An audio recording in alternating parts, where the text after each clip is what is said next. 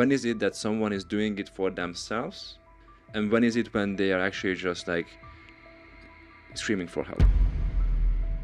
You don't really know what's going on at 6. You just feel like, why are the other kids not doing the same? Or why am I having to go through all those things? Someone would take that away from me. I don't know who I would be. I still don't know where my life would be if without a camera, because it's like, it's literally been who I am all my entire life.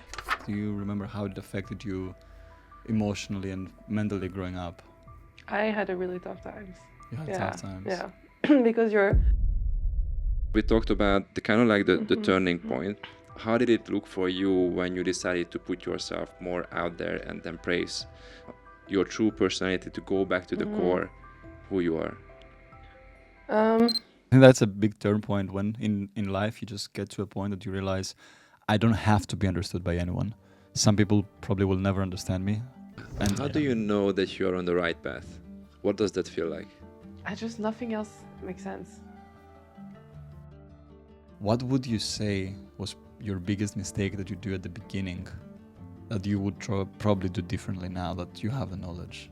The biggest mistake? Yeah. Like if someone listens right now and can get some knowledge. I don't know if it's really a mistake, because I think everything happens with the right timing, you know, and like everyone has their own journey. But I think like you never know what goes on behind a frame, because it could be the simplest selfie and you might think, oh, they're so full of themselves, but maybe it took them an entire year to even be able to share that selfie.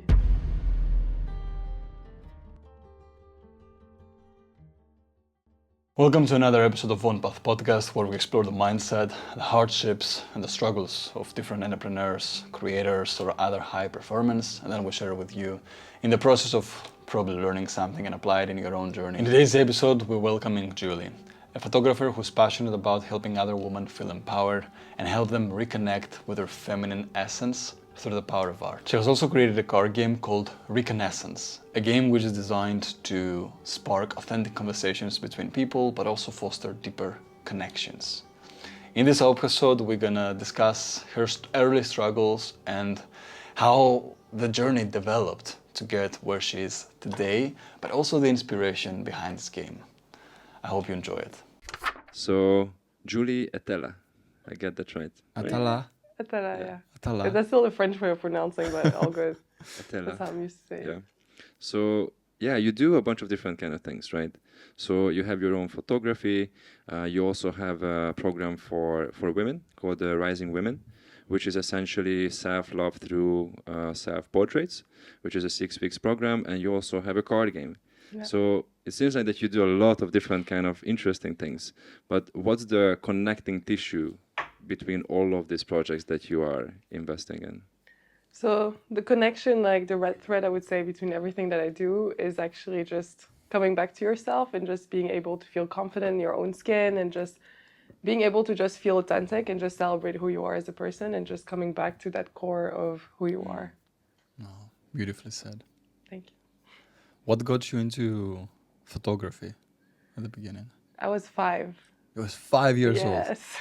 Wow. It's an extension of myself, yeah. And also that probably means it was like a calling, like a passion, right? You started so early and you still carry on. Yeah. I mean, for me, it's my biggest passion. I mean, if someone would take that away from me, I don't know who I would be. I still don't know where my life would be if without a camera, because it's like, it's literally been who I am all my entire life.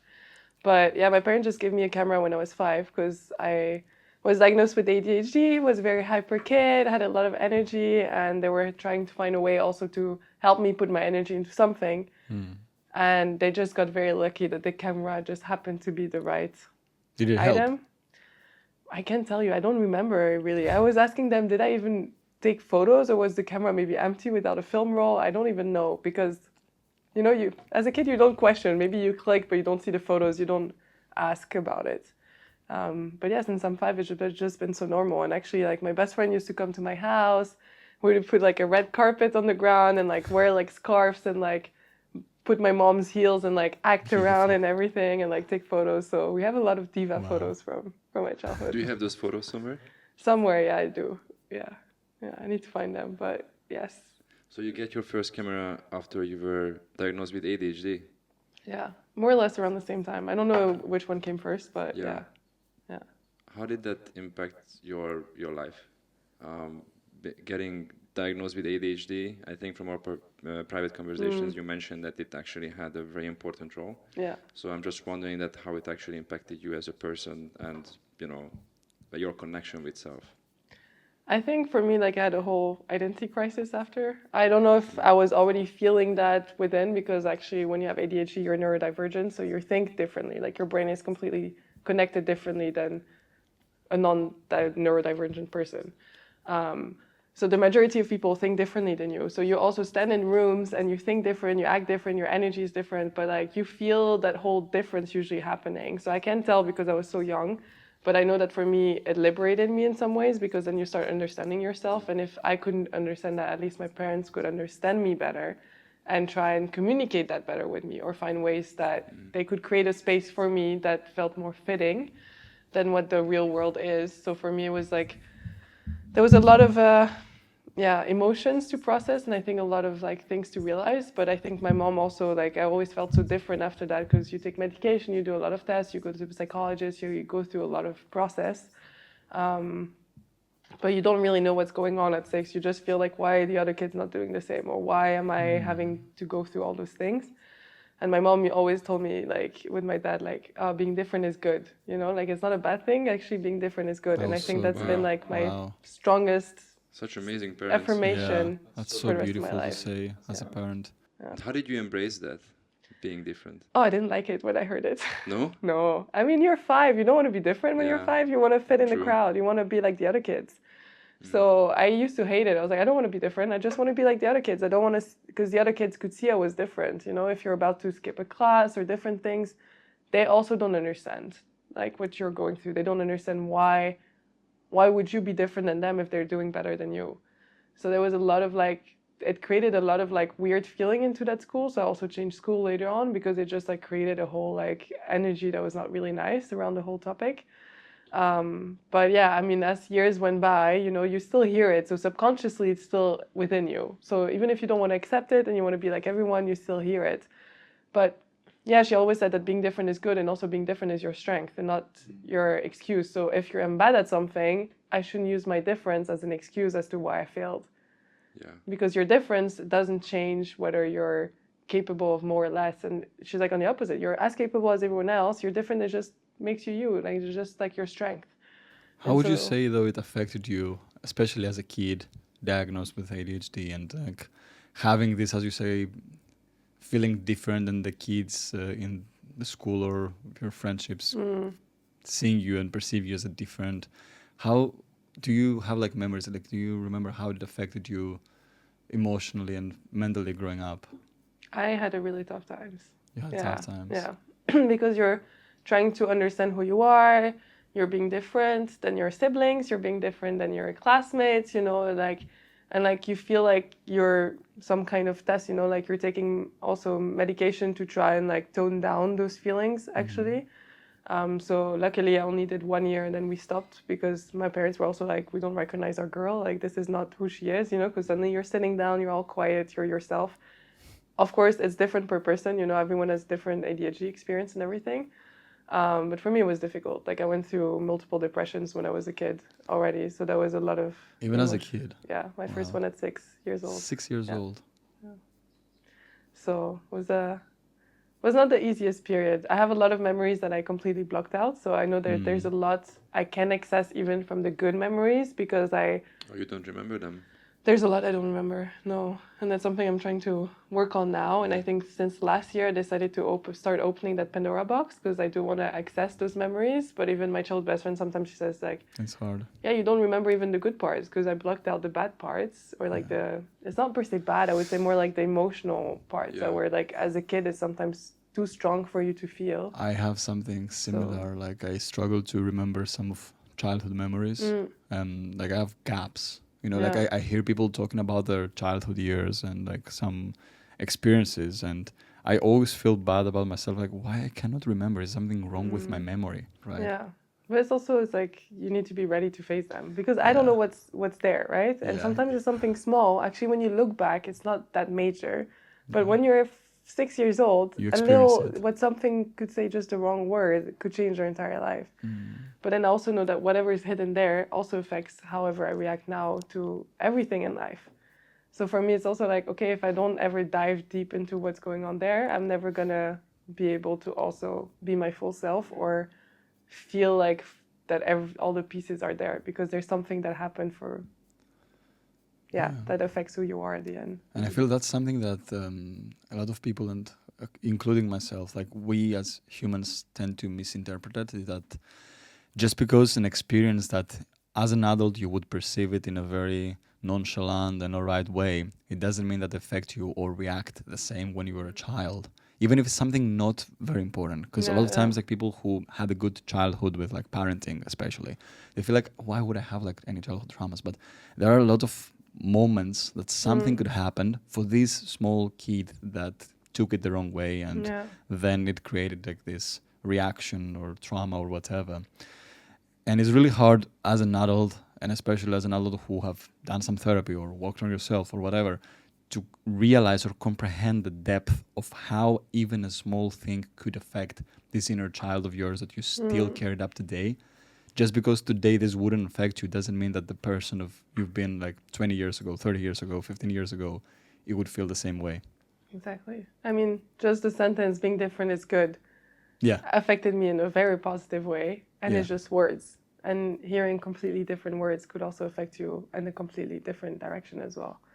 And that's the thing, like parents, teachers, schoolmates, whatever, whoever is in your life, sometimes they do something without any bad intention, but just in that moment, you just experience and interpret it differently, which is what we do as adults every day. Like when someone, even with relationship, even just friendships, you sometimes interpret things in a different way, but now we have the tools to communicate and work through it. But as a 6-year-old kid, you don't have those tools to understand your emotions, make the difference between what's personal, what's not personal, and then also deal with it and then process it the right way. So you mentioned that at the very beginning you didn't like hearing that you are different. But based on our private conversations, to me, it feels like that you actually like it. No, yeah. So what was the turning point? I don't know when was the main turning point, but I think, like, as I said, in my subconscious, it's always been there. And I think, like, through my depressions, also you spend a lot of time alone or with yourself. So you have to face yourself, So, like, at some point you realize you're your best friend. Like, regardless of who's in your life, people come, people go. Some people don't treat you well. But at the end of the day, you always have yourself there. So you might as well love yourself. So I think, like, from that perspective, just being in those dark thoughts with yourself, you start to like just hold space for yourself, even in a hard way. And just, I think it started through that, like realizing that in the end you're your best friend and you're going to be with yourself for the rest of your life. So you might as well love that little girl and be present. And I think, as the years went by, I started embracing more and more who I was. But I think even in uni, my first year, I was still split between multiple personalities, still like having to fit into the mold of what school and society wanted me so I could go through life. Starting to go to art school, but realizing, okay, this is way too out of the extreme for me. And then I was like, okay, when I'm in art school, I'm one person. When I'm in uni, I'm another person. But I'm like, okay, where do I stand between all of that and who is me? And I think from that onwards, after, it started just like being able to let go of like what you're supposed to look like or what people expect of you, and more starting to dive deeper into, but what do I want? What do I feel? What do I want to dress like? And not put that as based on the stereotypes of what society expects of you. Yeah. Would you say that art school helped you with that? Because like art sometimes liberates people. Like I experienced a liberation of myself and a lot of blocks I had when I started theater. So I think art helps. Art school did not help me. I did enjoy being in art school because definitely, like, I think in uni, you see everyone with their jeans and their t-shirts dressed the same, more or less, right? The mainstream way. No offense to anyone. That's normal for all of us. We're still exploring ourselves at that age. And in art school is the opposite. You feel like all the extremes and everyone that doesn't fit in the box is in there, which I love because, like, you see an entire new way of looking at the world as dressing, and, like, there's no boundaries to anything. But I think I also discovered, like, the teachers, at least that I was in, were quite judgmental, that they were like, oh, you're in uni, now you're in art school. Now you're in your right brain, not in your left brain. So for me, it felt That's more like, you interesting. know, in uni I'm in one box, I come back to art school, I'm in another box. So for me, and it didn't help me actually. I felt like more like I'm neither of, you know. I felt like on the opposite. I'm not too artsy, but I'm too artsy for uni, and like you don't know where you fit. So I felt like for me, in the opposite, it didn't really help me. But I do find that art definitely So you express couldn't really myself. you couldn't really find your place in that situation, No. right? Yeah. But when we talk about this topic and when I think about art, the first word that comes to mind is expression. That how you express yourself, and Yeah. that's why some people say that it's very liberating, right? And I can also relate to that in different kind of ways. For me, like self-expression was mainly through like presentations and stuff, what I was doing at university. Yeah. At the very beginning, when I went to university, I was the weird guy sitting in the corner, not speaking to anyone. And I think I told you this story before, that they asked me to present something in front of the class. But I did not feel comfortable with myself and who I was, and just to truly express what I wanted to express, to put myself out there. And anyway, long story short, I had an extremely embarrassing presentation in front of the entire class. And then once it was done, I sat down, I sat with myself in silence, and I was having this conversation in my head. I'm not going to survive this like this. So I just made a deal with myself that whenever I have the chance, I'm going to put myself in the position to present in front of the class. And, you know, the more I practiced it, the more comfortable I became to express myself and also practice public speaking in front of other people. So in 2 years, I was known as the guy in the class who makes the best presentations, Wow. right?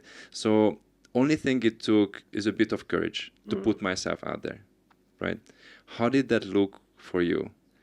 So we talked about the kind of like the turning point. How did it look for you when you decided to put yourself more out there and embrace your true personality, to go back to the core, who you are? Yeah, that's a good question. I feel like I don't have such a like specific point like you have of like Yeah. seeing the growth, but I think like for me it's been a lot about embracing my insecurities and embracing a lot of things that I was keeping hidden. And I think when I was in uni, like my whole artistic self for me always felt like a part of myself I should hide, because I always thought no one is interested in that, and it's just something that happens in my bubble and my safe space at home. But it's actually the biggest side of myself is the artistic side. So actually the side that I was showing to the world, it's not that it was a lie, it was just like only a certain amount of me actually. And the moment people started to sometimes acknowledge and touch on to get interest in my artistic self, was like, oh wait, that's a part I can share with the world. And I think just that one person, a really close friend of mine, when she opened that door, I think like it was like it was like, oh hey, that other side of Julie exists. And suddenly I started seeing, okay, maybe I can share that part with more people actually. And then I think that was the beginning of me like trying to like be okay, like that's a part of me, and accepting that part of me, and knowing that's a big version of who I am, and that it shouldn't be just hidden in my room, but actually a part that I should express. And that also meant then stepping into that version. But that also means knowing that, yeah, I mean, I think it's also accepting that whatever comes with it, right? Whichever people you might lose, you might gain, the stereotypes you might get out of it, and knowing that some people might understand but not understand you as well, but knowing that you will understand yourself the best. And I think feeling that's the thing. probably okay with not being understood. Yeah. Right? And I think that's a big turn point when in life you just get to a point that you realize I don't have to be understood by anyone.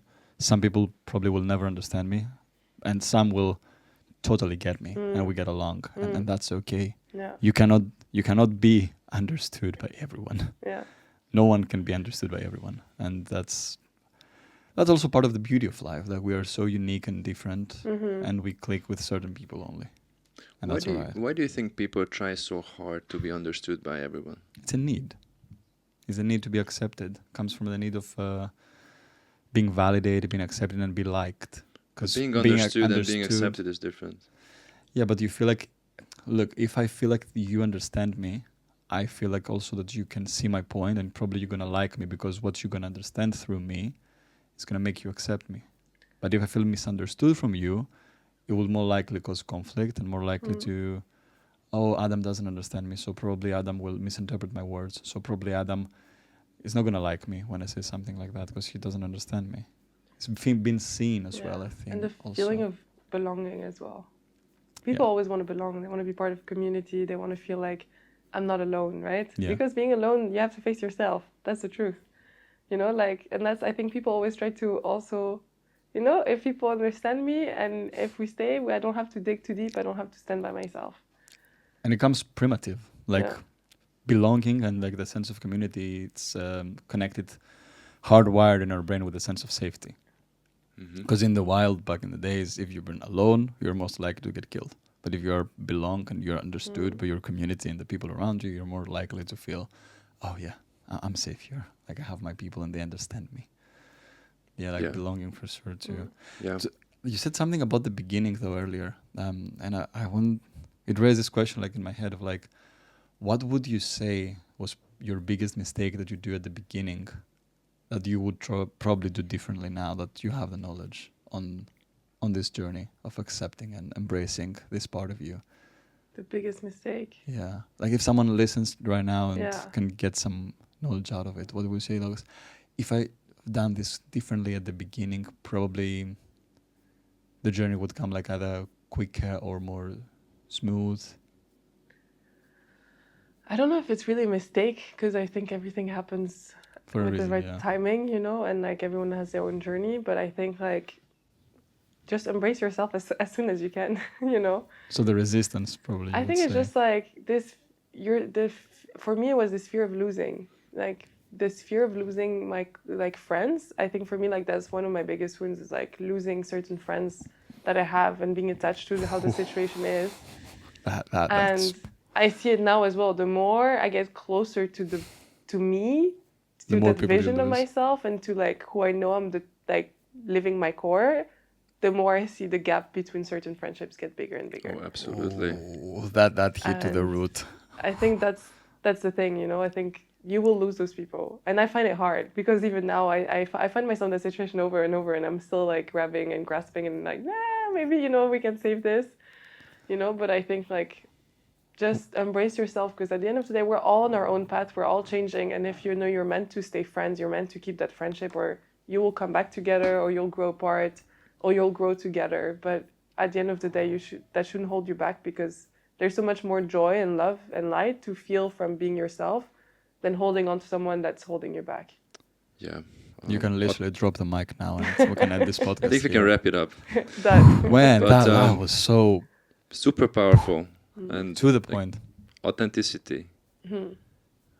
I don't have the study right here, but I think there was like it's scientifically proven that authenticity is 4 times more powerful than love. So if you can actually vibrate on the frequency as truly you are, that's the highest frequency you can be at, right? And I think that's very much present in the work that you do. So that's why I was asking that question before about understanding and acceptance, is because that's what I see exactly that you are doing, not just for yourself, but for the people around you, for the people that you work with, right? Can you please tell about the program that you're running for women? Yes. So yeah, it's basically 6 weeks where I hold space for women to express themselves and heal through art. And so my method is self-portraits because that's how my self-love journey started, like taking self-portraits during COVID in my tiny student room. And that's when I really saw the power of like, wow, okay, I see my imperfections. I have to face myself. It's deeply uncomfortable. But hey, at the end of the day, you go from eyes of criticism to eyes of love. That's always how I call it. Like your eyes start shifting their perception. And I think from that, I was like, okay, I want to help others. And that's when I did my photo shoots, but I want to help more women do that for themselves. Because at the end of the day, for me, it became a practice. It became a self-care method. Sometimes when I don't feel like it, or I feel disconnected to myself, taking self-portraits becomes a way for me to just reconnect with myself and just be with me. Sometimes it's to share my work. Sometimes it's just for me to keep for myself, keep private, and just to do it without the goal or of having a certain result. So those 6 weeks is really like every week they have a different theme where they have to create self-portraits for. And it's not about the technicality of things. It's really about the practice of showing up in front of the camera every week, creating time for yourself every week, creating a new practice, making time. And then there's always other exercise and assignments I give them for them to dive deeper within themselves and also try and like go deeper within those blocks. And also it's 6 weeks of stepping out of your comfort zone. But I do it within holding space, where with other women, you're not by yourself. They're also going through the same processes. I'm also vulnerable about my own story, how it was, holding space for them every week to discuss what is. And I think there's something powerful in connecting with other women about our insecurities and sometimes about the parts of our bodies we don't love, and also talk about these things and understand where it comes from. So for some of them, it was also powerful to do those 6 weeks to suddenly feel comfortable to even just record a video and speak live on Instagram. So it's also about just gaining confidence in front of the camera, but with yourself, reconnecting with your body, and just creating a new practice that you can do wherever you are, because you just need your phone at the end of the day with this, not even a camera. Man, I love this so much. Yeah, I wish I had great. access to something like this Yeah. as a man. Because I think that we all hold ourselves back so much, being afraid of being judged or seen differently or not understood or not accepted. So I think what you're doing is amazing. Thank you. Have you had any of these women, like, because like from case to case, sometimes it can vary, like someone who've been deeply insecure about their image, so these self-portraits would actually make them feel so bad at the beginning. How would you approach a person that would, if not already, like if you don't have it from experience, like that from a case in the past, like how would you approach if like I come to you and I get like these self-portraits, let's say as a woman, obviously, and like I get these self-portraits the first days, and I had such a deeply wound of insecurity that I was literally close to a breakdown just because looking myself and all these insecurities in me and keep mentioning them. What would be like part of the mental process as well to help them accept through this picture that they see? Because I feel it's really powerful as an act. But I want to go like a little bit deeper to tell us as well, like what's happening in the process of looking at these pictures. So a lot of things I do also in the first week is also about understanding how to keep a safe space for your vulnerability. You know, like doing also the self-portraits in a place that feels safe, creating a ritual for yourself before or after, or feeling like there's no rush of time or anything, because I feel like that safety around it, so like stepping out of your comfort zone within a safe bubble. So I feel like this is definitely a first step to just like create this like more like safer place for you to feel like you can be vulnerable and break down. But I also tell them, hey, it's also normal if you break down. It's also okay if you don't talk to yourself super gently, but be gentle with yourself about it. And it's easier said than done, but it's like knowing that it's okay, and that in the healing journey where it's tough or where it's uncomfortable is where you're going to grow. And that sometimes I say, like I let them write a love letter to a part of their body they don't love.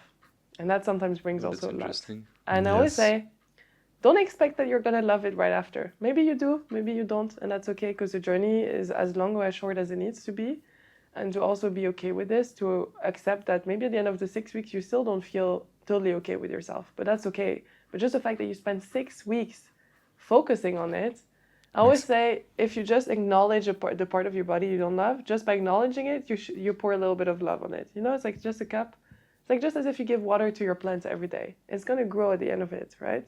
So it's not instantly, it doesn't turn into a full-on tree the next day. It's a process. It's a Where your process. energy goes, your energy flows. Exactly. It's a very long process, like to embrace, love yourself, or even be more self-aware about that you have these tendencies. And exactly what you mentioned it perfectly, I think. And I would also make the same reference for fitness programs. You know, like you're gonna go 6 weeks into this program. You're not gonna change entirely in 6 weeks. It's almost impossible. But just the fact that you decided to put your energy, put your time there, for me is like the biggest first step you can take. Because you prove yourself in action, not just in words, that I am willing to do some work, to do whatever it takes to embrace this part of change, to lose weight in fitness or to start loving myself and my imperfections. That's the biggest thing you can do, just to just be part of it and just try do the first steps. Yeah, you are literally rewiring your brain because you were operating at a different state before, and 6 weeks is a long enough time to actually start picking up some new habits, some new thought patterns, to start seeing yourself differently, right? And that's the same with the gym as well. You go to gym, the first month sucks big time, and it's very difficult. But then after that, you're like, actually, it's not as bad as I thought. Yeah. So Exactly. please carry on. You were saying that you have these different kind of practices. Yeah. Yeah, And just different exercises that they do, and I think it's just all about coming back to yourself. So like also like self portraits. I mean, it's part of the exercise just because a lot of people have the fear of the camera. So it's just also about them like Yeah. losing that fear, realizing it's just an object at the end of the day. Also just using art as a way to heal, because I always tell people, like, for me, I think creativity is super important. And unfortunately in schools and then everything in our society, it's getting lost and it's not as present in our lives. And you don't have to be an artist. And as I said, it's never about the result. It's not about the technicality. If they want to get into the technicality, I'm here for that. But at the end of the day, it's really about the practice. Be creative, be in your flow, express yourself. And I think when you express yourself, you know, just by that, you also discover yourself. So I think for them, it's also about reconnecting to themselves in different ways and looking at their image, not just in the physical way. My image is also who I am, my personality, how I feel, it's my body, it's like looking at all those parts of yourself from a different perspective. And I think like just touching them in different ways and reconnecting to how you feel, because I like through dancing, through journaling, through a lot of things, I come back to the feeling. It's not about how, it's not about the thinking and like the shoulds and all these things. It's coming back, how do I feel at the end of the day with everything? It's like coming back to the feeling of it all. Beautifully said that. yeah, just one thought that came to mind. Not sure how appropriate this is, but so where do you draw the line between? I'm trying We to hold said myself no back. inappropriate questions to our guests. We have mentioned We that. talked about this. I We know. talked about this. I can't stop. It's not that bad, but when we talk about this, I definitely see the benefit and the beauty of the process and everything that women are going through throughout the program, right? On the other hand, I also see that some people, not necessarily just women, they actually create this, you know, self-portraits or selfies or videos of themselves out of insecurities, or they just want to be seen, they want to be heard, they are kind of like screaming for attention. So where do we draw the line between like what's actually, when is it that someone is doing it for themselves, right? And when is it when they are actually just like screaming for help Or seeking validation. or seeking validation? I think That's that's a actually tricky one. Yeah. And I was faced with that, because even sharing my self-portraits online, I was Yeah. like, this is my art. And I was like, people are going to think I'm just trying to like seduce my audience to follow me, you know? So I think it's a thin line, and I think it's tricky, and it's hard to tell what are people's intention. And I think at the end of the day, you never know people's story. You never know what goes on behind the frame, because it could be the simplest selfie and you might think, oh, they're so full of themselves, but maybe it took them an entire year to even be able to share that selfie. So I think it's so important to sometimes like stay open, because we don't know always the full story, that even something that might look superficial to someone else might not be, and they have a whole story. But we have all our own biases, you know? It's like, so many of us, when we create content, people just call us out, oh, just you influencer, blah, blah, blah, right? But for some of us, it's our job. It's what we do every day. And creating content is such an important part of our work. And I think it's the same with these things. It's like, you never know at the end of the day if someone is screaming for attention or not. And I think it's like what comes within themselves. And it's like, I think I see it so many times that people are like, oh, this person is probably just screaming for attention, doing it for the likes. But it's like, you don't know the real story. I said, I'm sure people think of that sometimes. I said it also about my work. I also sometimes was overconscious about, oh, there's too many photos of me, but I'm a photographer for others, not just for myself. I'm like, but this is my art. This is what I do. This is also part of my practice. I want to share it. Why wouldn't I? And then it's like about what others think. So I think that's all in the eyes of the beholder. If someone wants to believe that, they'll believe it. Regardless, even if you did it for yourself, they might, if they want to think that, they'll find proof for it.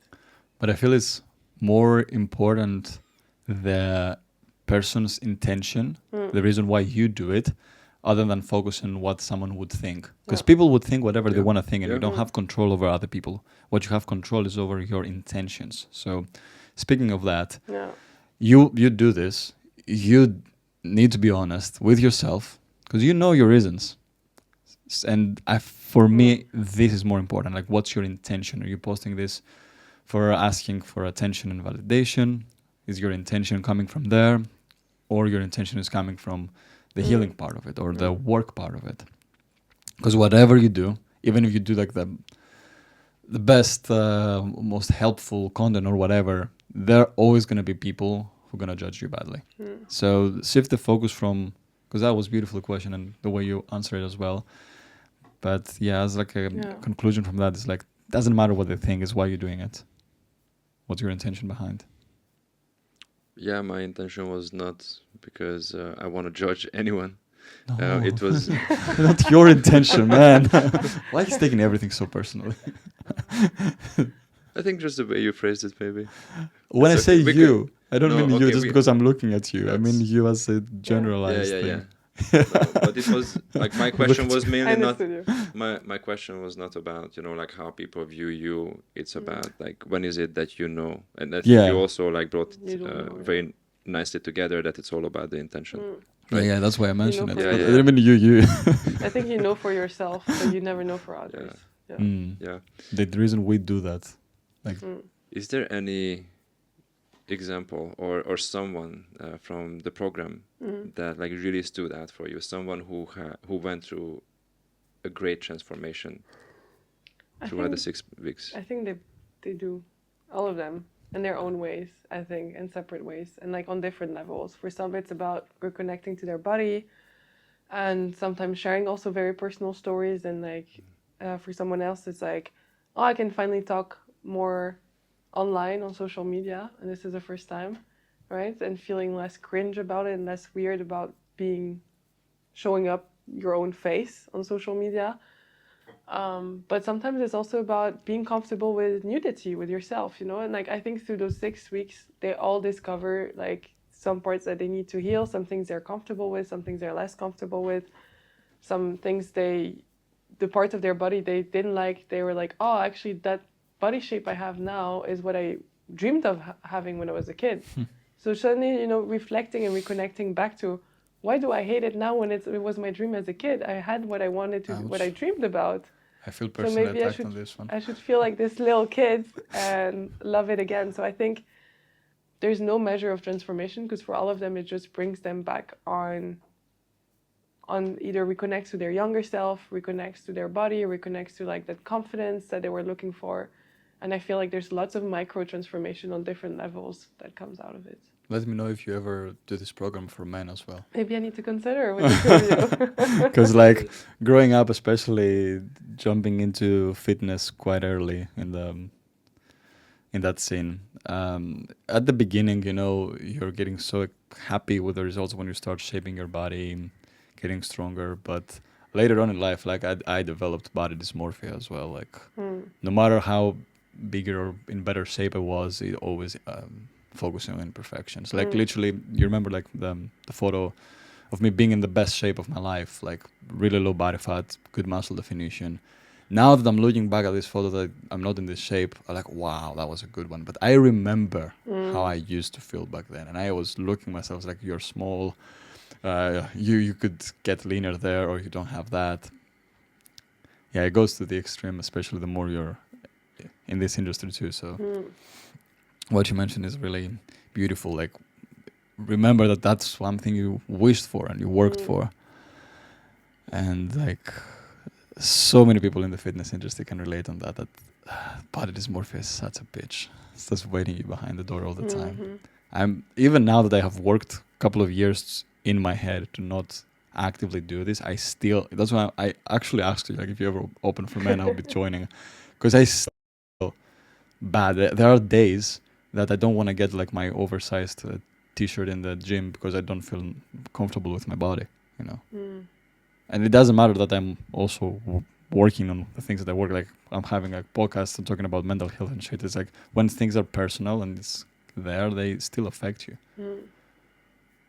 I mean, that healing journey never stops, right? It never like, stops. Even yeah. if we help Absolutely. others to go through it. I'm doesn't also matter. going, my body changes, my love changes. I have months where I'm like, I'm beautiful, I'm great. Another month where I'm like, oh my God, you know, like losing all the confidence. So those things change. And then I'm like, okay, back to self-portraits, right? Yes. Like, let's go there are back months to that you just love yourself, like, whoa, I look so great this month. And then you just wake up one day, I look like shit, man. I just thought, like, yeah. That happens every week, man. Yeah, it's quite often for me too. But jokes aside, do you know any program that's similar to yours that's made for men? I don't think so. Because when can- I we think can about do the one. different kind of programs, it's all about We can something create more one. external stuff. I never like- looked for it also, to be honest. Yeah. But Because when I think about these programs, it's mainly about the external like appearance or something that's like external, right? I haven't really come across that specifically built for men, Yeah. similarly to yours, that's focusing more on the like the inner self, right? It was mainly about like fitness, right? Or like how to make money, or how to go and talk to girls, or how to carry yourself, how to do all of that kind of stuff, which is great and very useful and very Yeah. important as well. But also, speaking from my experience, when I only tried to focus on the external stuff, that was not sustainable because I was still doing it out of insecurities. But the moment when I started working on myself and prioritized my inner development, that's when everything just started to click, right? And my inner transformation literally manifested in a physical form, and I think that's way more sustainable. So Yeah. what you are doing with the people who are part of that program, it seems to be like a very sustainable and solution for the long run. Yeah. yeah, we need more empowerment for men. Yeah, we need to look for that. Well, my program is internal, the academy we have with George, but we don't have the photos. Yeah. But all of that is all internal work, most of it, because we also have like things about business and money as an extra course. But most of the work is self-awareness, emotions, shadow work. So it goes there. Even photo shoots for men. I mean, I've done it from time to time. It's never something I speak about, but I've done it a lot when I was here in Bali already, with people from the house and outside, and also once I was booked for also men empowerment shoot. And it was super interesting. And it was the same as for a woman at the end of the day, but it was super interesting also for him to see like his transformation from the start of the shoot, telling me, I don't know if I feel that like at the right spot right now and this and that. And I said, listen, none of us are ever ready. That's your day-to-day life. If you prepare all you want, because it was quite last minute like plan, within 3 days I just flew to Mallorca and we made it happen, right? So it was like quite like spontaneous in a way. So of course you don't have the most time to prepare for it, or go to the hairdresser or these things. But I said, listen, this is how you look on a day-to-day life. This is how you are in a day-to-day life. This is the version of you want to love most, not the one that's all prepared and ready for a shoot. So I said, it's actually more fitting than ever. And in the end, throughout the session, you could see how much he started loving it. I was like, oh my God, I love this. He was like, this is great. And like getting more confident and enjoying actually being the star of the show, you know? Yeah. And I was like, it was so fun to see it. And I said, now you want more, right? But that's an experience that stays with the person forever. Yeah, yeah. And also transform the whole experience of having photos taken, because it's not only like professional photo shoots. Like those experiences help also people when even you're with friends and someone takes a photo of you and your friend. When you're on a holiday and someone's like, oh, let me take a photo of you. So many of us get frozen and static and act weird. Yes. I do the same still sometimes. I act weird in front of the camera. That's why you don't have photos of yourself, because you're acting not like you. Oh, yeah. But if you're actually feeling more like, oh, this was a fun experience, actually there's nothing crazy. And there's also nothing crazy in being like, I like myself. Because that's also the thing, right? If you're in front of the camera, we're scared of loving ourselves and being like standing in our power. And that's the thing, we're scared of showing that to the world, because we've been so like for the rest of our life, we're being told like always like to play the victim, right? Like so many times when you interact with people, it's like, who's got the worst situation? Who feels the worst? Who has the worst life? Complaining about everything that goes wrong. Because that's what we sustain in our society. But the moment people celebrate success, that's when you lose friends, that's when people get jealous and everything. But actually, when So you true. start, like, I would rather have been a coworker and everyone who steps in the room being like, oh my God, I love myself today. I'll be like, hell yeah. Like, celebrate it, dance it, like, scream it, right? Because it's not about saying it to make others feel bad. If you're saying it for yourself because you're so proud, oh, I feel good today about myself, that should be celebrated. Not, I feel like shit today, you two are amazing, like, let's drink about it. That's become the norm, especially in the Yeah. Western world. Like, but this is the reality. Like, if you live a miserable life, that you hate your job, you hate your routine, and you don't actually have a routine. You don't do like stuff for yourself. No wonder why you wake up and like, that's just shit day again today, and then everyone relates in the office because everyone is like you. Yeah. Everyone hates their job. Everyone just And you nourish waits only that for the weekend relationship, to have some fun or anything, because you're not in a line with your purpose and your true self. Yeah. You're not. That's also one of the reasons why I'm not living in Hungary. I just always felt that Hungarian people love complaining. I'm very fortunate and I'm very lucky with my family and with my close friends. I'm not talking about them, but for example, when I take the bus, right? And Yeah, I just you see. overhear conversations. It drains me. Everything is shit. You know, the bus driver is shit. The government is shit. The country is, my neighbor is shit. The dog is barking. It's like everything is just wrong, right? It literally drains you. But people love complaining. People Yes. love Yeah. bonding over the things that they hate, Exactly. right? Yeah. And what you said about complaining, it reminds me to my grandma's village, because the only thing that they talk about is that who is taking more medication, right? they are literally trying to win the game of who Who's is gonna take more more sick. pills? And I just always found that so strange. Yeah. Why don't you guys talk about the fun part of the day? Yeah. True story. I've love overheard you, Grandma. conversations like that as well in my home country too, in Greece. Yeah. But you know, like it's easy. It's easier to complain, and it's easier to make complaining part of your identity than to take a look in the mirror and be like, okay, what can I change in this situation so I stop complaining? Because You it's the know, thing that you have because to it's your change. responsibility too. Like Yeah. if you complain for everything about your life, let me tell you something. It's not your life, it's you. Because if You you play the dictate it. victim, you're the victim. So that means you're not holding the reins, right? If you play the Yeah. victim, it's happening to you. But if you decide to look in the mirror, you realize you've been the one holding the reins. And of course, there's always situation and environments or things you don't have control over, right? But at the end of the day, most of us are privileged enough to usually make a decision about our life. From the smallest thing of like, I don't like who I live with, let me change homes, you know, right? It can be same rent, but just maybe you need a change. So like there's so many small changes that people can do. And I know that it's not the easiest to quit your job or do certain things, right? But even from the smallest of things, like who do you hang out with? What can I do in my free time to feel better about myself, right?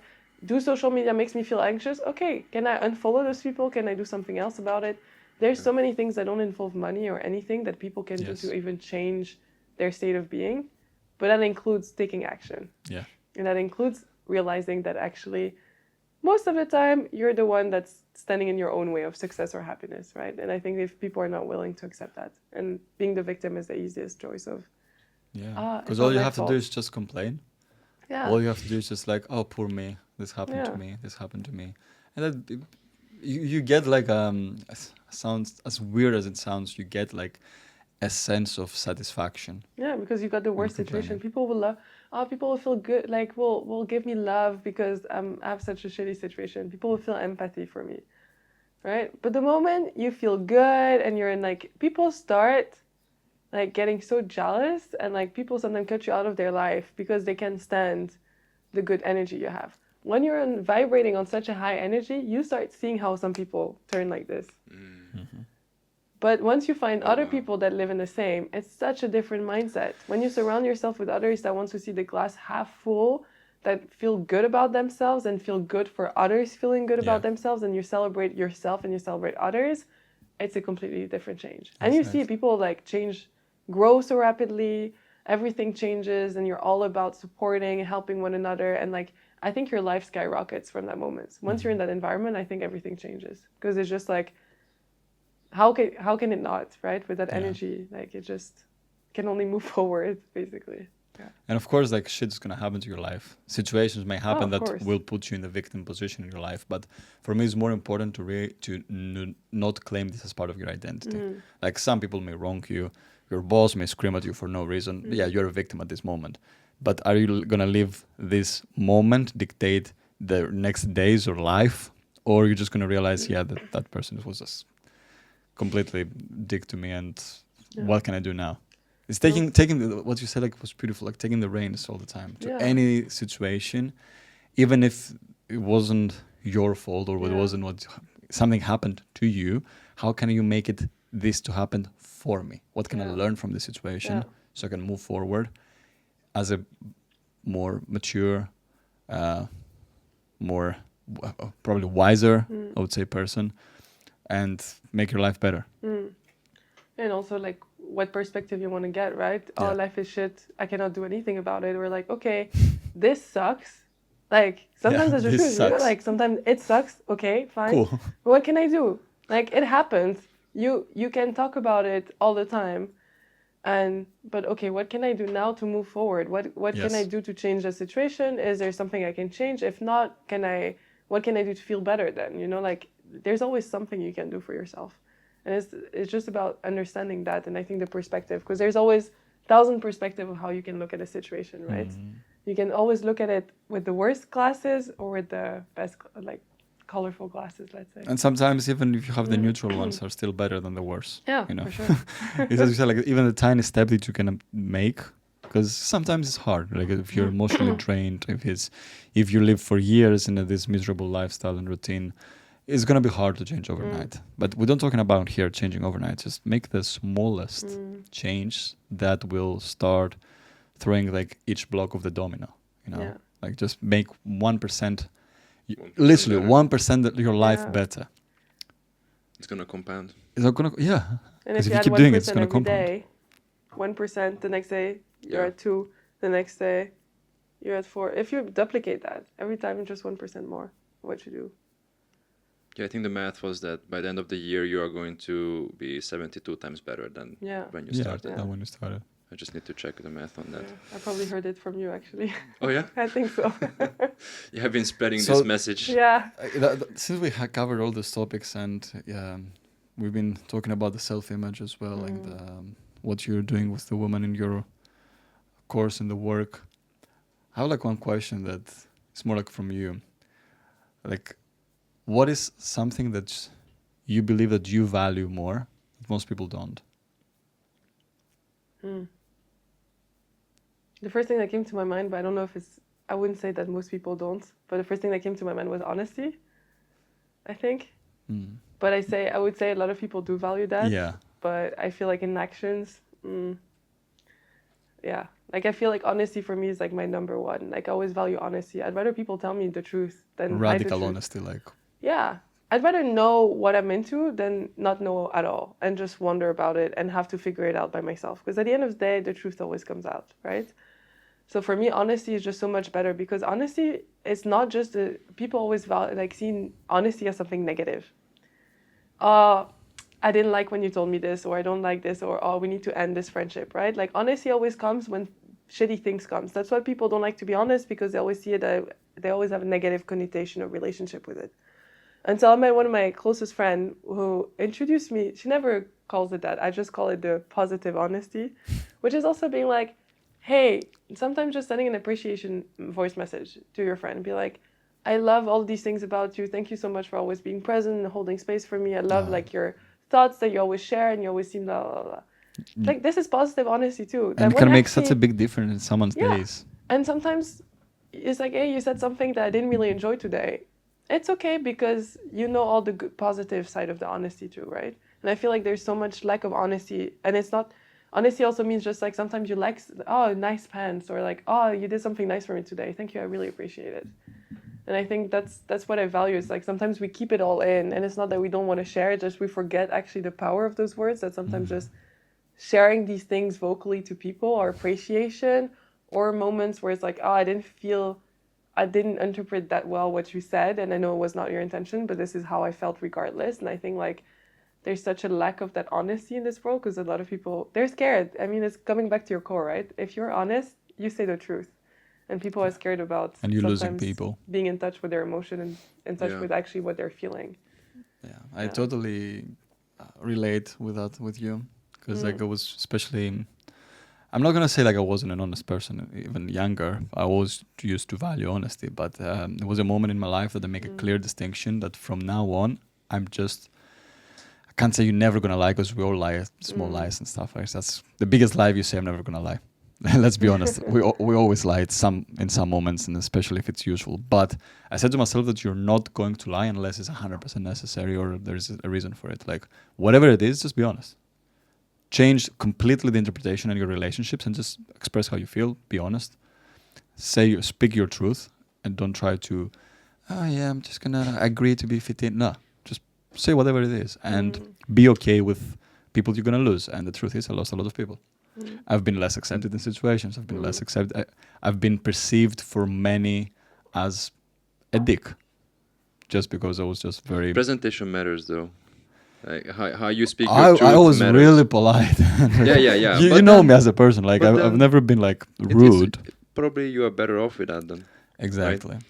When was it? Last year I had an experiment. So I was practicing extreme honesty. Yeah. And that's so true. You lose a lot You of lose so people. many people.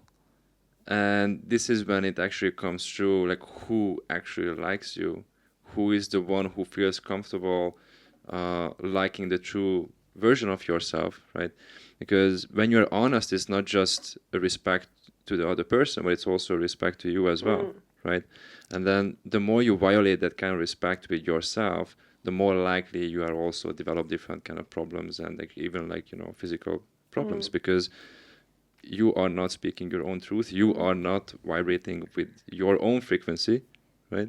So I think honesty and truth is, again, a very, very great point there. I don't know how you practice this extreme honesty. I have 3 LinkedIn posts. I can 'Cause send it to you. I have the summaries. I have done something similar in the past, of like the practice of extreme honesty, just to get better at having by default honesty in your life.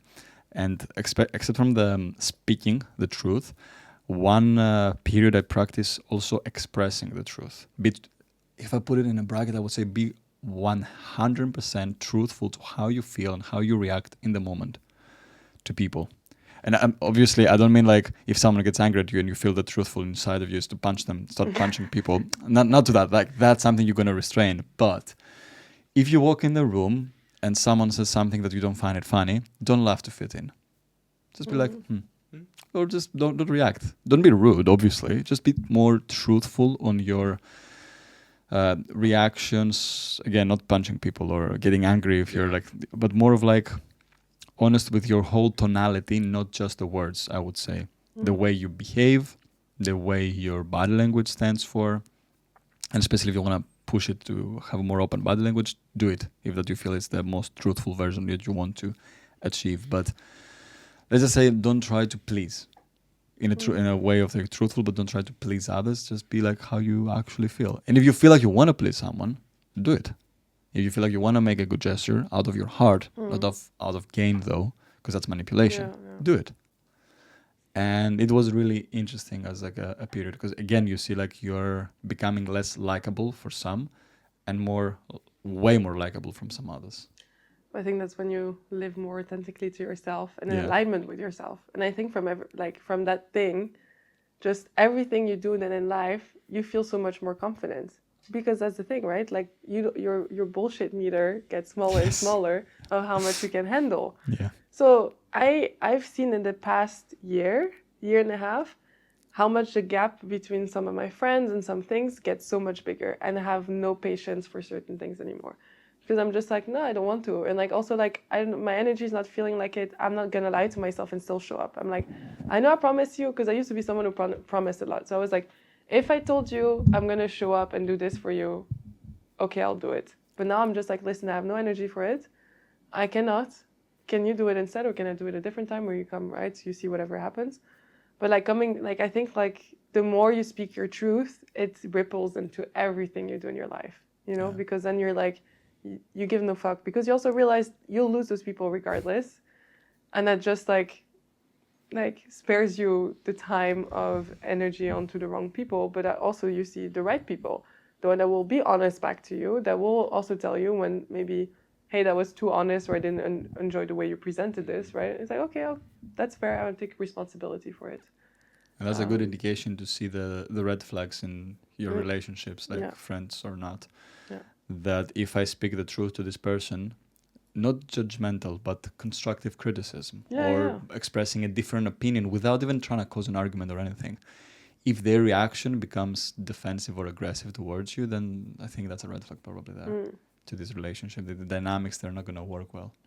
Presentation matters because you can present the same thing like 5 different ways. That's why you need to understand how you need to talk to and communicate to that particular individual. And you also need to assess what kind of state they are in, right? Because also the timing matters, right?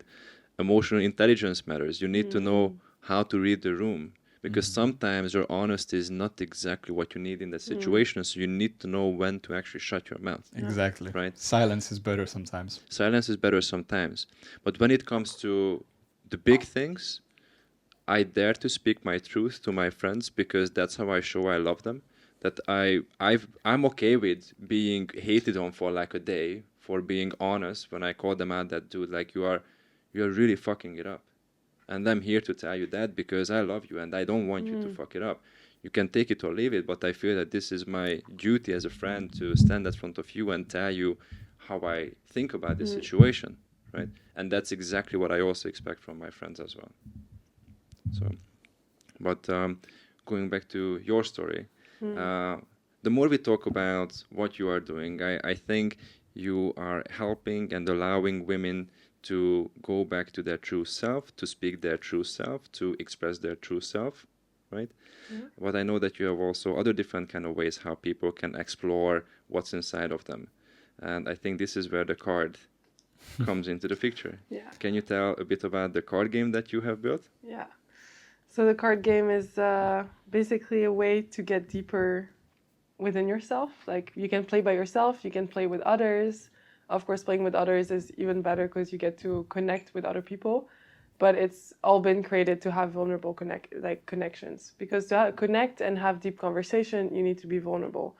So we created like 3 layers to that game, and on each layer, it's like from easy to very deep, so that you can choose which level you want to start. Because you can also play with strangers. I actually, on my plane to Bali, So I did Amsterdam, Dubai. I played this game with 2 guys from the same row. We were having nice chats, and I said, "Hey, would you guys be open to try and play my game?" And it was really nice. In 6 hours, we said goodbye, and I said, 6 hours ago we were strangers, and now we're friends.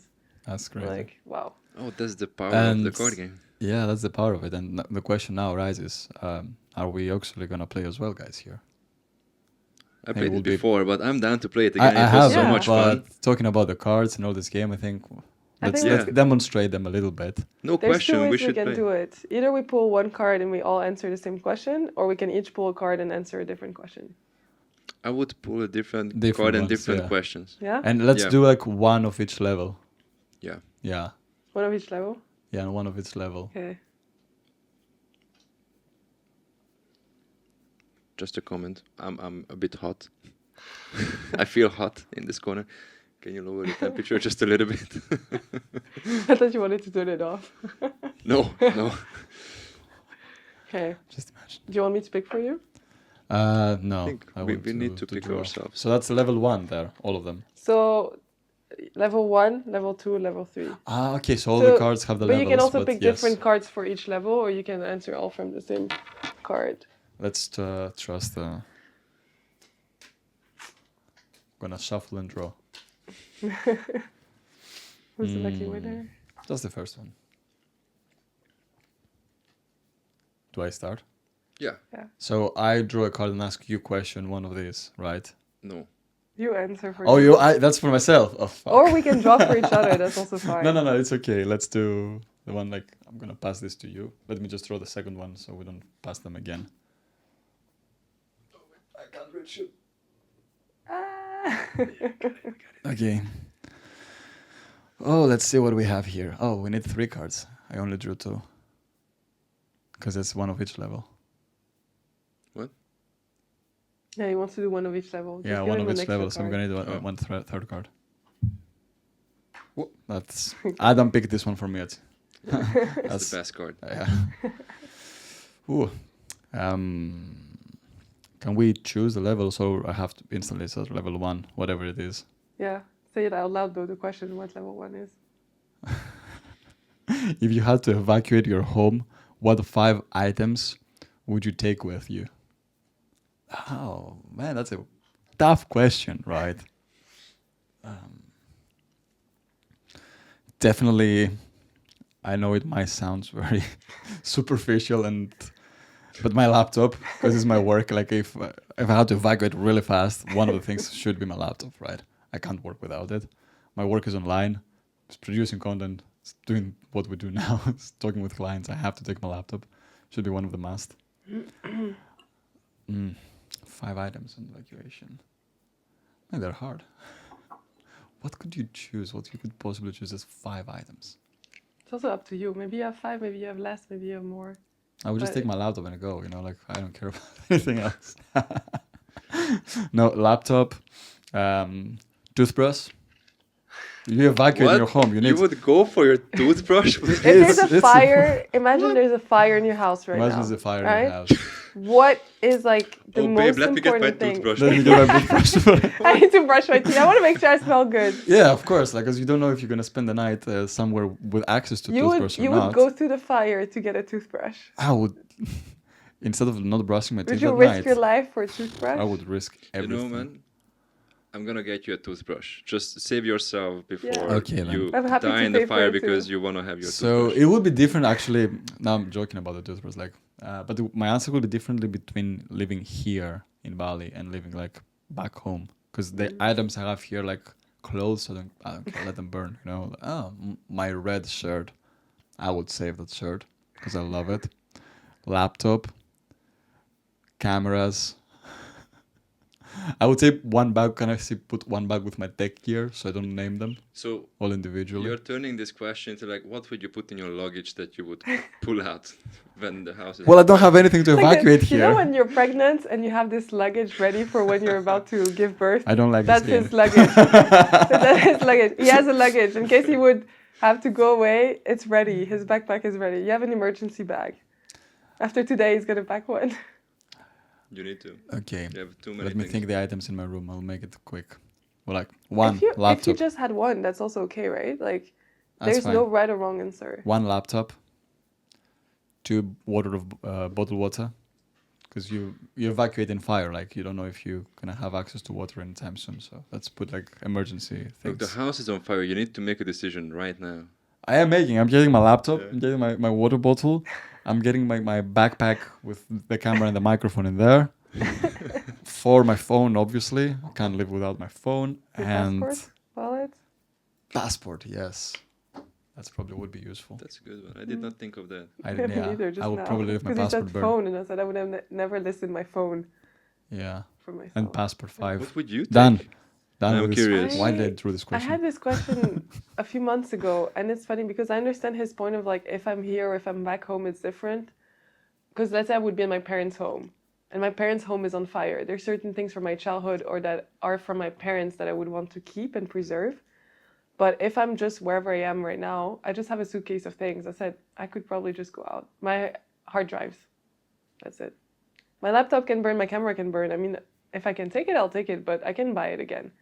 What I wouldn't buy again is whatever's on my hard drive. That's all my work. So for me, just give me my hard drives and I go. Yeah. The rest of it, it would be sad, but it's all stuff at the end of the day. I Yeah. care about it. I wouldn't want to lose it. But But if there's a fire, I care about my life more than anything else. Yeah. Yeah, that's a great answer. Adam, what's your level 1 card? What's my level 1 card? Yeah. Hold on. Oh, you Let me haven't answer drew the anything let yet. me answer the fire question. Maybe since Yeah, we're yeah. doing that. Phone. I have everything synced in the cloud, so I don't need to bring a huge item that's going to block me from escaping the fire. So I'm not going to take my laptop, and I'm going to pick up my shoes in case I need to walk through fire and stuff. Smart. So that's it. It's interesting how each person thinks so Yeah. differently and how they Yeah. think, what they need. Or I didn't even think about escaping that I need shoes or clothes or anything. But But good that's start. that's still a question. How Yeah. you're gonna Yeah, make yeah. it out, right? Okay, hold on.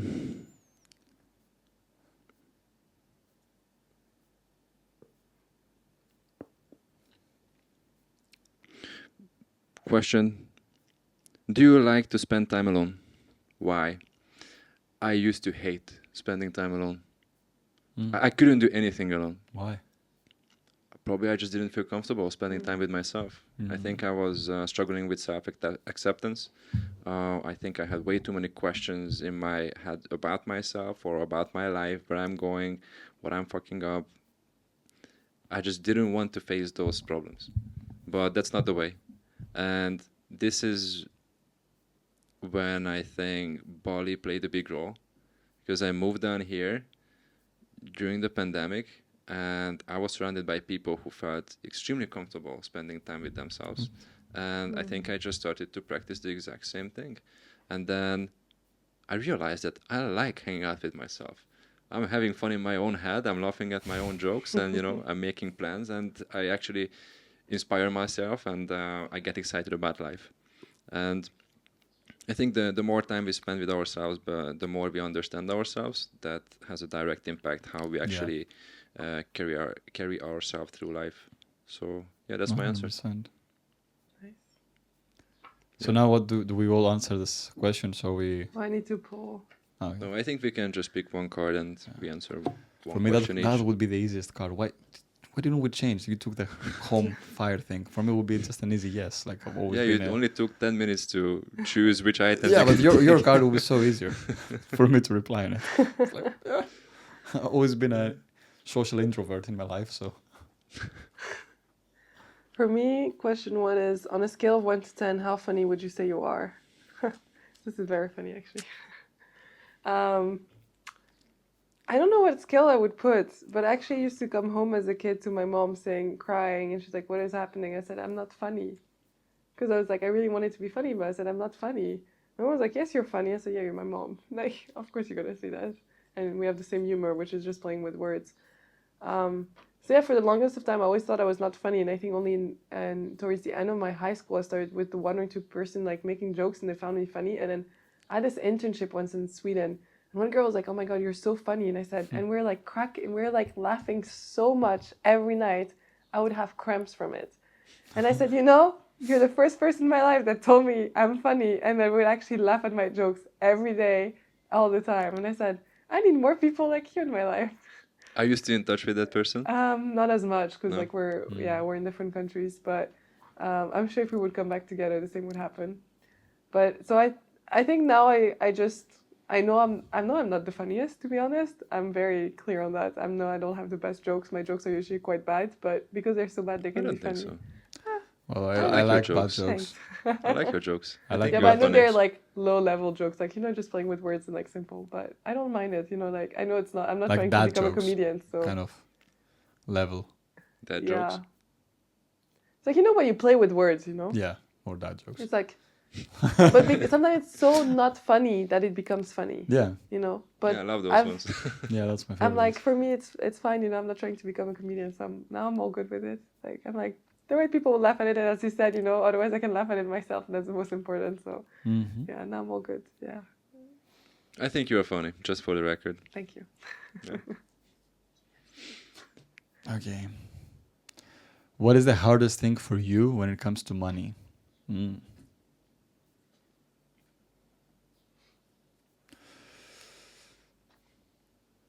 It's definitely not the strategy or process, because a lot of I would say the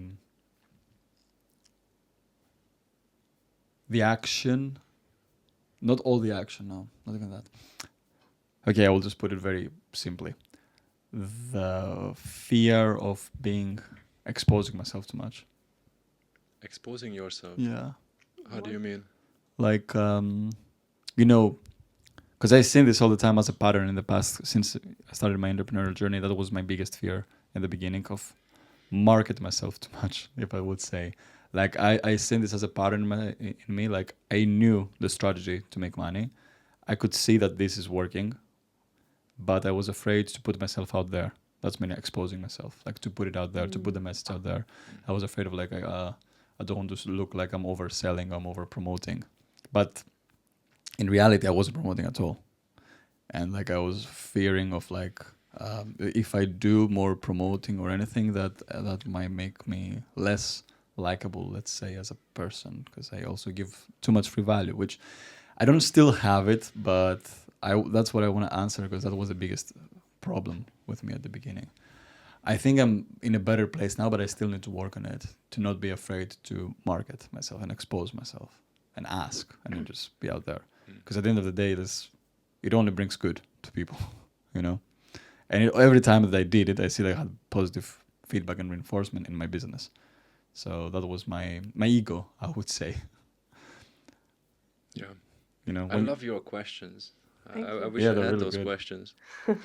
Well, we can play many more rounds. No, it's okay. I was gonna pick mine.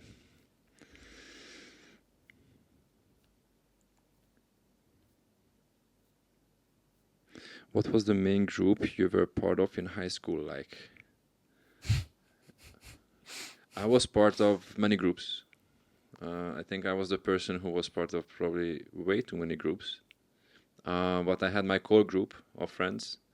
We are 4 guys, and we are still great friends up until today. And considering the fact that I left Hungary almost 15 years ago, I think that's pretty amazing. Yeah. Everybody, like we are very similar in many ways. Everybody focuses on health. Everybody loves sports. Everybody is, working hard. We have the right set of values, and yeah. So I think it was a good balance between ambition, health, and also good relationships. So yeah, we love just joking around, making dirty jokes, and just the way guys usually hang out. Yeah, I don't think I want to add anything else to that. That's cool. Yeah. Your turn. Do you feel like your efforts are being rewarded enough? Oh, that's a good one. In some ways, yes. In some ways, no. I think I think I'm standing in my own success on my path. I think I'm blocking myself to actually get rewarded the way I should be for my efforts. So I think that's my self-sabotage that's happening for the last 2 years that now I'm trying to change completely. Because I started realizing like I work all the time and put so much work out there, but instead of like seeing the fruits of that work, I just make sure that I struggle still. I just put myself in a position where you can still struggle and feel like it's not possible, instead of just doing the things that I know I can do to actually reach the success that I can and be rewarded the right way for my efforts and feeling like happy about that. But you know that this is also part of your identity, and it's hard to break that because you used to be the person who struggles. I speak from experience as well. That you see that sometimes you are the person who struggles to success. So when you feel like you're close to just be, I don't struggle, but I can still succeed and make progress. It contradicts of who you believe you are. It might sound weird, but it's true. Like it contradicts that you are the person who's struggling to do that. Now you just have it. Like, no, how this works. I need to struggle. That's what I do. That's who I am. That's what you're familiar with. So sometimes, you want to go back to this familiar place, and you self-sabotage. So you go back to struggle because, that anxiety here in the struggle feels familiar, feels good. That's my home. Yeah, for me, I think there's that fear of like, I have that entire vision and dream. Like since I'm 5, right? Photography has been part of my life, everything. I don't see myself on any other path that I'm on right now. So I know this is like my path. I know I'm on the right way. But I'm like, what if it wouldn't work, right? Which I know is not possible because I know there's no other way. But unconsciously, sometimes it's like, what if it wouldn't work? I'm like, then what now? Because then it's like, my whole identity and myself, I'd be gone. Like I would just, like, who am I without all of that I am, right? So I think like, but it's like this contradiction that I have of being like, what if it would not work out? But I said, no, I'm like, it can only work because I know that even when I'm at the deepest, darkest moments, or if I'm out of money or whatever happens, I'm standing here and I'm like, would I do anything else? No. Like, I know this is the only path I know I want to it's not like an option to not work because if you don't quit on it, it will eventually. Exactly. Like you will find a way. It's just now it's more about pushing away that little girl that's on the path. And allowing myself to move forward to actually get the rewards for my efforts. So I feel like now in the last four months or so, I've been trying to do that, like changing it. And when I catch myself like about to self-sabotage myself or whatever, I'm like, nope, no, we're not doing that again. You've done that for 2 years. Well, I know what you're trying to do. It's been enough. 2 years has been enough. I said, now you move forward, So. How do you know that you're on the right path? What does that feel like? Nothing else makes sense. This is the only thing I see myself doing. And I think it's just, I've never went into a corporate job ever in my life. Straight from uni, I started my business. So for me, it's always been about building my life and everything I do based on how I feel, based on how much joy I get. And I know it's like, even when I talk with my parents, I'm like, I know that branding photography would work well for business. Like, I know it does because people come back to you and it's like clients that you could get multiple times a year, right? But I said, it doesn't feel right. It felt right for a year to, I said it doesn't brings me the most joy. I'm not the most fulfilled with it, you know? So for me, it's like I really constantly check in with myself, how I feel. And the thing is, as I said, with like your bullshit meter and your patience gets smaller and smaller is the same now. It's like I have so much less patience for doing things that don't feel right. And I feel it deep down in my cell when I'm somewhere I shouldn't be. So sometimes I still make decisions based on like, oh, I need money, let me say yes to that gig. And then I sit there and I'm like, this is not for me. I said, Julie, you know you weren't supposed to say yes. That was your fear talking, not your higher self. And so now I'm trying to be like, what would your future self answer? You know, like if you're already there, would you say yes or no? And now I'm like, okay, no, this is not for me. Yeah. This is not where I stand. Or this doesn't fit my requirements that I'm looking to have, to be rewarded for the efforts I'm looking to have. And it goes back to what we talked about before, honesty. Yes. You're being honest with yourself. Yeah. Now I feel the itch. I can feel I'm not giving as much if I'm not where I feel like I should be. And I feel like also my energy is like not the same. Because if I'm like, it doesn't feel right here, I shouldn't have done that because I feel like I'm self-sabotaging myself, right? So I'm putting myself in a position where I feel like I'm not celebrating me, rather putting myself in a position like pushing myself into a small box. You feel it. You feel like you're pushing yourself into that box and making yourself small. It feels uncomfortable, but not uncomfortable in the terms of growth, uncomfortable in terms of like, you're not where you're supposed to be, right? And so then I feel also my energy changes. And like my entire work is about how I show up to others. And my entire work is usually how people feel with me. So for me, it's like also really bad because then it's setting a wrong, like creating a network or intentions or creating things in the wrong energy, which for me is super important because people always say, oh, I feel comfortable around you, your energy spreads, or I feel safe.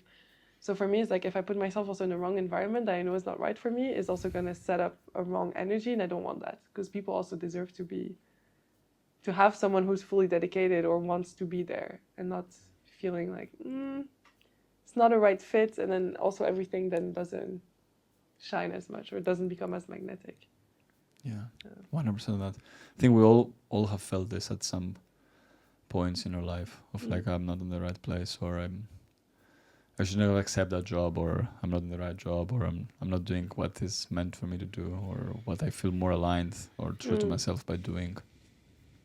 For me, for example, as you were photography, I never explored that, but the two things that I felt completely aligned when I do this and I was stressed, I was feeling anxious, obviously to some degree because it was first time, I was experiencing the fears, but it felt so naturally to my body to do this for hours, not even feeling tired, was acting. Like when I was on the stage, even though I had like 8 hours of rehearsal, I remember a very vivid memory of like, and a very intense day of rehearsals. Almost all my colleagues, they've been exhausted at the end. They're like, oh, let's go home to go lay down. I was fucking hyped. Yeah, I was so hyped after 8 hours of doing physical theater and normal theater and acting as well. And I was so hyped at the end. I only had like one small meal in between, and like not even food, like to say like you're hyped with food. I only had like one coffee in the morning. Nothing. I was in my energy was so high. I was like, the next day again there, like, and that's what's probably like for me the only moment that you can see like, yeah, this is part of you. And the second time I felt the same was podcasting. Like even when I was just about to ask. Yeah. Because I remember that one of the other questions on my card was like, how do you feel about your life? Yeah. So I wanted to ask like, how do you feel about the path that you are on right now? Yeah. Podcasting, especially for me, I would say, even when I'm tired, like I told you guys how I feel this morning. You know, the moment we hit the record and I have the mic in front of me, changed. Because it feels like I remember the first episode me and George we did back then. Even though I was camera shy and doing my own videos or like in social media and stuff, with the mic for podcast setup, I don't know why. It just felt so natural. I just loved it. And ever since, like, I might struggle to do a 1-minute video for social media. Even today, sometimes I may go like 2-3 takes. 2-hour-long podcast, piece of cake. I don't know why. I enjoy it so much. I love podcasting. So podcasting was the second time I felt like on my element with a microphone in front of me and just talking. Yeah, For the rest of amazing. the stuff I'm doing in my life, I would say I feel them, they're aligned to my purpose, but I don't feel as much passionate about them as it was acting and podcasting. But I do like them. I do feel joy and I find meaning. So it's different. Like when in my coaching, especially that the people who do the one-on-ones, which is more of like the mindset, a lot of the stuff of their mindset, productivity and fitness as part of like physical and mental transformation journey. I'm not gonna say like I'm feeling fully passionate about every time I have a rough conversation with one of my clients, because you can't be passionate about having people like having breakdowns sometimes with you on the calls, you know. You're be a psychopath to have like, oh yeah, I enjoy so much when she's having a breakdown about her life with me and I'm helping her at the end. Yeah. But it's meaning there. It's different sense of like fulfillment. But this, fun time. Just flows. I can do like 5-hour podcast, I believe. I'll still be fine. Yeah, this is fun. This is also very. Yeah. This is very new to me. You also enjoy it, I can see. I love I it. see the spark in you every time we have the mics. You're like, So She's smiling. every morning, I do like it, and I didn't expect I was going to like it this much. But every morning when we have a shooting, I wake up with this idea like, today's podcast. this day. podcast day Yeah, It's like let's Christmas. do it. Yeah, exactly. Yeah. is the And exact opposite phase when I tell him that we have squat, for example, in the gym. Yeah, you get but he's always like, That's his face, you see? yeah, exactly. Yeah, I enjoy this very much, and I think that I'm doing the right thing now. I'm at the right place at the right time, doing the right thing, surrounded by the right people. I think I feel the most empowered and I feel the strongest I ever felt in my life, both physically, mentally, emotionally, spiritually, whatever, you name it. So That's so and beautiful. I can feel that that people feel that. That's so beautiful. So it's great. I'm jealous slash inspired when I get there too, because I feel like I'm in a good path You are. on getting now there. Yeah. But I feel like I'm not physically, definitely not the strongest, and I would say emotionally and mentally, I'm way better than I was last month or even year in my life. But yeah, I see you like, saying all these things, and like I'm feeling so inspired, like to get to this point. It's like, yeah, That's good that's to so hear. beautiful to feel this way, feel this power. And it thanks to you guys as well. I think this house helped me a lot. The moment I moved in here, I just felt this is right. I need to be here. What about you? How do you feel about your life right now? How do you feel about your path right now? a mix. The last week were emotional roller coaster for me, so I definitely feel good because I think like I just see how I'm getting closer and closer to myself, and even the last week was a bit of an emotional roller coaster, but I had like important conversation I needed to have, which I was also like, do I want to act like my old self or my future self, you know? And I said my word of the year is embody, which embody the future me, not wait tomorrow or the next year to be that version of myself. Try and be that person this year, today. So by doing that, I think I feel good when it comes to that. Like I feel definitely I'm closer and closer, and I think like I'm faster at processing these things, but I think I'm still working. My physical health is definitely on the low, so that's coming back. Yeah, so I feel like I still feels good because I feel like I see everything coming forward, and I know it's just like this year everything is like coming together. I'm in the momentum, but yeah. Yeah, I feel that too, to the roller coaster and stuff you said, and I could totally relate the moment you said that I feel I'm getting though closer to my true self. Yeah.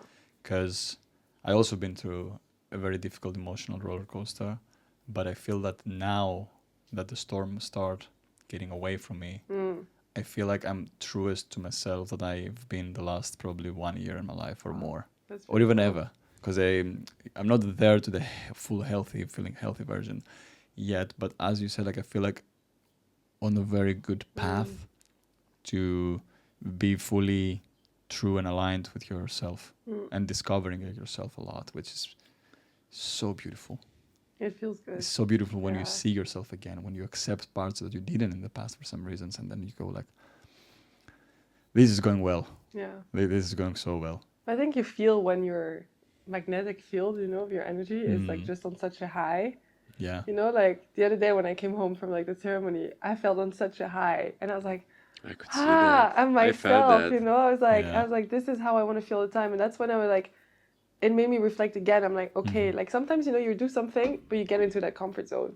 Yeah. Because it felt good, but then things change, and then suddenly it's like, does it still feel good to be where I am? Does it still, well, you know, like I get caught up, like you're with people and everything, you do things also that they like, and then sometimes you didn't have the time, especially in the house where we live with many people. I love communal living, but I need to remind myself, I need to sometimes book like even a night away or something to just check in again, be like, okay, what do I need? Is it still fitting? Is it not?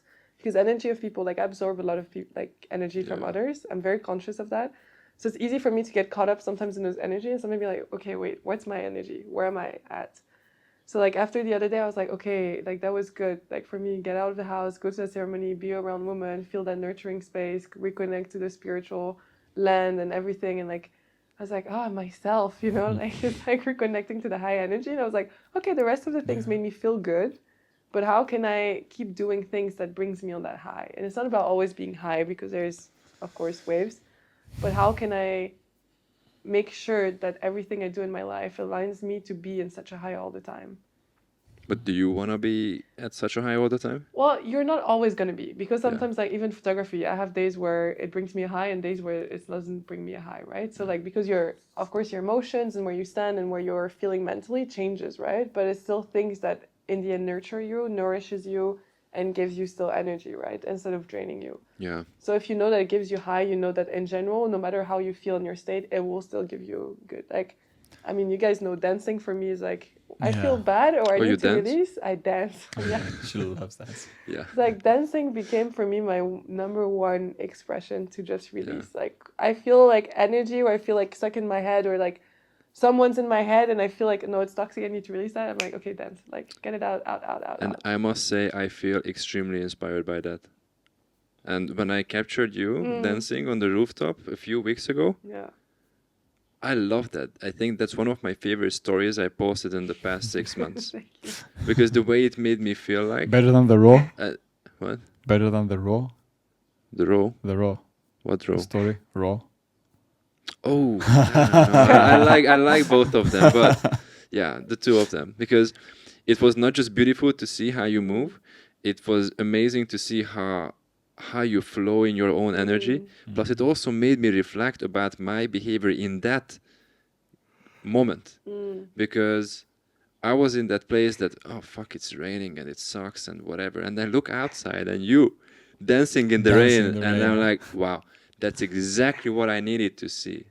That same situation, same time, two very different approaches. And I felt that I already learned a lot from you in that particular moment. So that was amazing. Yeah, which is the perfect representation as well, like for life. Like it doesn't matter if life brings you rain. You can choose to be grumpy at rain or just dance in the rain. I have a question to you. Yeah. This is level 3. Are you sexually satisfied? Why or why not? That's the question. You picked that. You answered that. I know, we Mine is were worse. only going for level 1. Mine is worse. Level 1? No, we said we do each question level. a different level. This Oh. guy's been cheating. He's been No, doing no, level no, 1. this We're was- going deeper with ourselves, Oh, and he wait. just skips. Which level Okay. was that? Yeah, that was level 3, so we are level 3 now. He's So- repeating the question. What is a part of yourself you found hard to show in the past? If you guys want, we can just all answer this one because I think What it's is a part of yourself you beautiful found question. hard to? You found hard to show in the past. What part of yourself found hard to show in the past? For me, it's very simple. It's vulnerability. Being vulnerable, being like perceived as vulnerable and weak in brackets. I was holding so big walls, carrying on the mask of strength to whatever was happening to me. No matter how shit it was. Like one of the biggest examples I can remember was like when my father passed, I saw no weakness in this whole process for days, weeks, not even months sometimes, but yeah. I was whatever was it was like I was so afraid to show vulnerable side. And it took me really long time, and I'm gonna say that I don't think even I am there now completely, but I've done way better progress than where I used to feel okay, to be vulnerable around others and be cool with that. That was hardest. Yeah, I think that's very relatable. So, but I'm going to pick something else. What I think what I was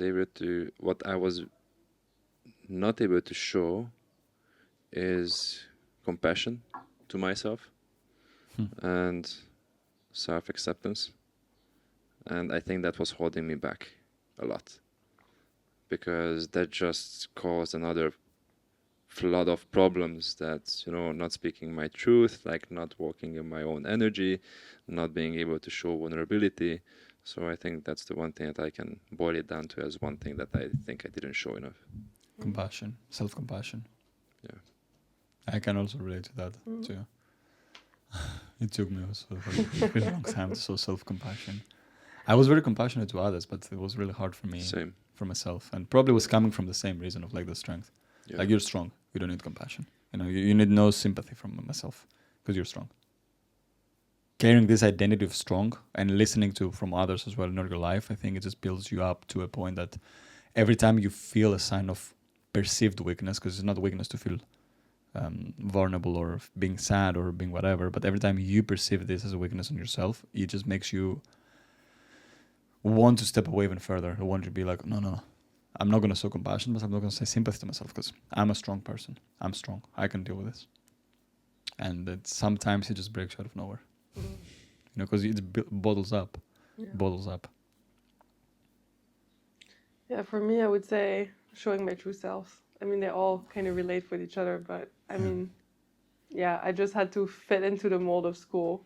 And I remember being, why are you reacting so weird? It's just this. And I'm like, I don't know, I'm excited, but it was too much, like people always told me in different ways I was too much with my energy, with like being excited and my emotions and everything. And I think like all the past years and like everything, like showing my artistic self and like all these things, it's just been about like being chaotic again, like coming back to myself has been like about letting the chaos, the distraction, the flow, not being perfect, coming back to imperfections, but like then you're yourself, like That's beautiful. Like for me, I think letting go of that mold, it's just like I feel more distracted. I don't feel as focused as I was, but I feel like I'm more myself because I'm more being with my own energy in whichever way that shows, and like jumping around if I feel like jumping around and acting crazy and like being okay with this. And I feel like that's the part I used to, sit still and do what is right for others and like how others expect you to behave. I think that's like the thing that I used to do more what people used to expect, and now I'm more like, I don't know, I want to jump around while someone speaks to me, I will jump around and that's okay, and like just do that instead. That's very empowering. I think this is a perfect way to wrap it up. Thank you so much. I think it was something that everybody can learn a lot from. Well, thank you for having me. That was a beautiful talk and a lot of wisdom and insights on this one. And by the way, I want to ask you something because I love this game. Yes. And I'm thinking can we have a copy of your cards? Yes. Yeah. Because that would be so nice to keep it as a from other tradition people. in our podcast for every guest before we wrap up the podcast to just throw one card. And each of you answered, Yeah. Yeah. That'd That's be a an great interesting idea. one. Yeah. Yes, please. Awesome. So, ReConEssence. ReConEssence. ReConEssence. Cards, are they out? Connect. Are they out for sale as well? Soon. When? Hopefully in 2 months max. 2 months max. Yeah. I'm hoping June is. Is there like any pre-order thing that we can like add as a link down the episode or something? Yes, it will come. Okay. I'm gonna give you. We're gonna put the pre-order Awesome. link there, and you guys can also check out these beautiful cards to connect you with like other With friends, yourself, strangers, with friends, with yourself, your loved ones. Yeah, it's great. Yes. I think this really kicked off our friendship and relationship here as well in the house, because we played this very early, and I immediately felt, oh wow, it was like a shortcut to get to know people. So very good stuff. Thank you, Awesome. Julie. Thank you.